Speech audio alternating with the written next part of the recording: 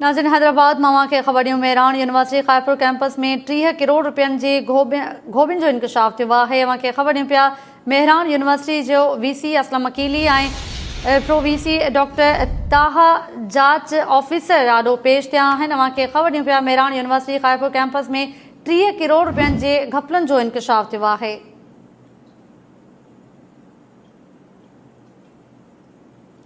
हैदराबाद में time news reporter फैज़ खोसो असां सां लाइन ते मौजूद है। जी फैज़, कहिड़ा तफ़सील आहिनि?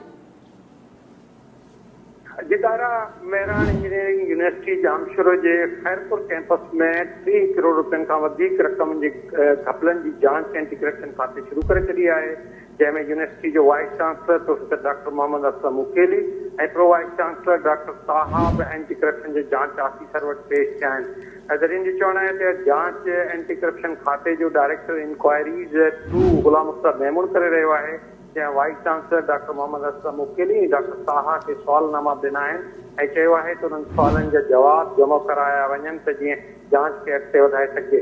इब्तिदाई तौर खैरपुर कैंपस के असिस्टेंट डायरेक्टर फिनांस वक़्तार अहमद चनान ते इल्ज़ाम हो त हुन यूनिवर्सिटी के फंड्स में 5.5 करोड़ रुपयनि जो घपलो आयो आहे, पर बाद में इंक्वायरी दौरान इहो पतो पियो आहे त इहा रक़म 5 करोड़ न पर 3 करोड़ रुपयनि खां वधीक आहे, जंहिंमें घपला हया विया आहिनि।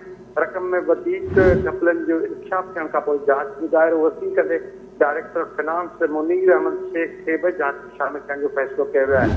यूनिवर्सिटी ज़रीन ॿुधायो आहे त वाइस चांसलर मोहम्मद असलम मुकेली ऐं प्रो वाइस चांसलर डॉक्टर ताहा ख़मीस ॾींहुं ॼाणायल जांच ऑफिसर पेश थिया ऐं मुबैना तौर वकास चना जी करप्शन के हवाले से आगाही की कोशिश कई, जंहिं ते डायरेक्टर इंक्वायरीज गुलाम मुस्तफ़ा मेमून खे हिन सवालनामा ॾिना आहिनि ऐं चयो आहे त हू हिन सवाल जा जवाब जेके आहिनि उहे फौरी तौर ते जमा कराइनि।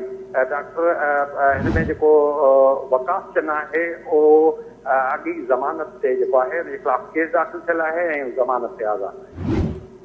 महिरबानी मुंहिंजी फैज़ खोसो तफ़सील ॾियण लाइ।